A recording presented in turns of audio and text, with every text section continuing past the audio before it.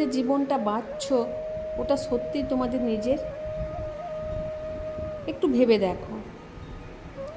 কারণ আজ আমি তোমাদেরকে এমন একটা কথা বলবো যেটা হয়তো তোমাদের ভাবনাটাই বদলে দেবে।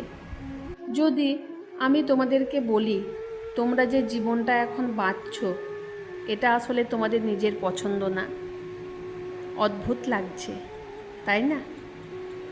কিন্তু একটু ভেবে দেখো, তোমরা যেভাবে কথা বলো, যেভাবে ভাবো, যেভাবে ডিসিশন নাও, সব কিছু কি সত্যি তোমরা ঠিক করো, নাকি তুমি শুধু লিখে দেওয়া একটা ভার্সন?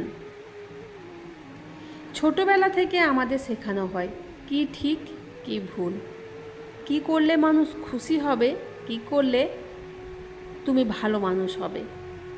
আর এই সব শিখতে শিখতে একটা সময় পরে আমরা ভুলে যাই আমরা আসলে কে ছিলাম। তোমরা কি এখনো সেই মানুষটা আছো যে কোনো ভয় ছাড়া স্বপ্ন দেখতো, নাকি এখন তোমরা হিসাব করে বাঁচো, কে কি ভাববে, কে কি বলবে সেই চিন্তায়? সবচেয়ে ভয়ঙ্কর জিনিসটা কি জানো? আমরা ধীরে ধীরে একটা নকল জীবন বাঁচতে শুরু করি এবং এতটাই অভ্যস্ত হয়ে যায় যে আমরা বুঝতেই পারি না আমরা আর নিজের মতো নেই। তোমরা হয়তো আয়নার সামনে দাঁড়িয়ে আছো, কিন্তু যাকে দেখছো সে পুরোপুরি কিন্তু তুমি না।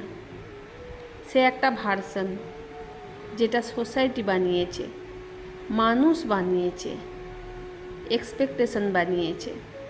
কিন্তু ভেতরে ভেতরে একটা রিয়েল তুমি এখনও আছো, চুপচাপ অপেক্ষা করছো। যেদিন তোমরা সব ভয় ছেড়ে, সব অভিনয় ছেড়ে নিজের মতো করে বাঁচার সিদ্ধান্ত নেবে, সেদিন সে বের হয়ে আসবে। আর জানো সবচেয়ে ইন্টারেস্টিং পার্ট কি? তোমাদের নতুন কিছু শিখতে হবে না, তোমাদেরকে শুধু যেটা তোমরা আসলে সেটাতে ফিরে যেতে হবে।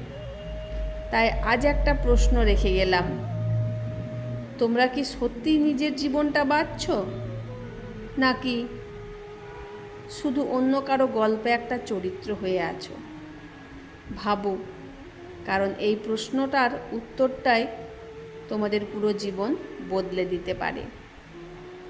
আজকে ভিডিও শুরুতে আমি এই গল্পগুলো কেন করলাম, কারণ এই গল্পের মধ্যে কিছু কিছু ঘটনা আমার সাথেও মিল আছে। 2-4 দিন ধরে খুবই মনের পরিস্থিতি, শারীরিক পরিস্থিতি খারাপ, আর সেটা দেখে আমার অনেক প্রিয়জন ভাই বোন তারা আমাকে অনেক শক্তি জুগিয়েছে, অনেক প্রেরণা জুগিয়েছে। তাই আমি এই কথাগুলো তোমাদের সামনে বলতে পারলাম।